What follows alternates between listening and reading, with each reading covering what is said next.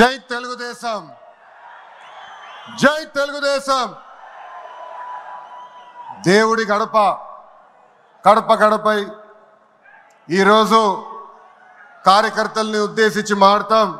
నా అదృష్టం, ఎత్తిన పసుపు జెండా దించకుండా మడిమ తిప్పకుండా తెలుగుదేశం పార్టీకి కాపలాగాసిన ప్రతి కార్యకర్తకి నేను శిరసు వంచి పాదాభివందనం చేస్తున్నాను.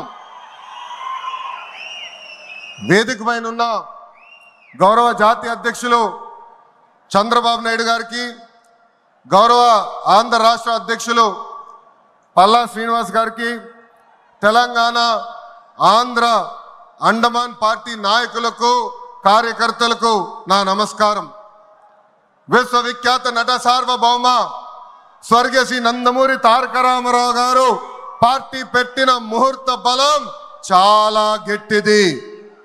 తెలుగుదేశం పార్టీ అంటేనే తెలుగు జాతి ఆత్మ గౌరవం. తెలుగుదేశం పార్టీ అంటేనే అన్నదాతకు అండ. తెలుగుదేశం పార్టీ అంటేనే పేదల కడుపు నిండా భోజనం పెట్టిన పార్టీ. తెలుగుదేశం పార్టీ అంటేనే కార్మిక కష్టాలు తీర్చేదానికి పుట్టిన పార్టీ. కులాలు, మత, ప్రాంత ఎజెండాతో అనేక పార్టీలు పుట్టినాయి. కానీ తెలుగు జాతి కోసం పుట్టిన ఏకైక పార్టీ మన పార్టీ తెలుగుదేశం పార్టీ. 43 ఏళ్ల ప్రయాణంలో ఎన్నో విజయాలు చూసాం. మనకు ప్రతిపక్షం కొత్త కాదు, మనకి అధికారం కూడా కొత్త కాదు. అధికారంలో ఉన్నా ప్రతిపక్షంలో ఉన్నా తెలుగు వాళ్ళు ఎక్కడైనా ఇబ్బందుల్లో ఉంటే మొదటిగా స్పందించిన పార్టీ ఒక తెలుగుదేశం పార్టీ. సమాజమే దేవాలయం, ప్రజలే దేవుళ్ళన్న అన్నారు అన్న ఎన్టీఆర్.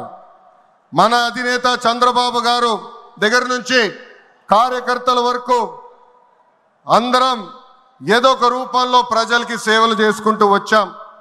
మారుతున్న కాలానికి తగ్గట్టుగా పార్టీ కూడా అడుగులు వేయాలి. ఎప్పటికప్పుడు పార్టీలో చర్చ జరగాలి, ప్రజలకు మరింత దగ్గర అవ్వాలి. ప్రణాళికలు సిద్ధం చేసి ఆ ప్రణాళిక పైన మహానాడులో చర్చించాల్సిన బాధ్యత మనందరిపైన ఉంది. పార్టీ మరొక 40 ఏళ్ల పాటు నడిపించడానికి అవసరమైన కీలక నిర్ణయాలు మనం ఈ మహానాడు వేదికగా చర్చించాలి. తెలుగువారి ఆత్మ గౌరవం పార్టీ మూల సిద్ధాంతం. దీంతో పాటు మారుతున్న ప్రజల అవసరాలు తగ్గట్టుగా పార్టీలో కీలకమైన విధానం తీసుకుని రావాల్సిన అవసరం చాలా చాలా ఉంది.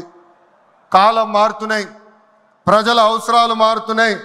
వాళ్ళ ఆలోచనలో విధంగా మనం నడవాల్సిన అవసరం ఉంది.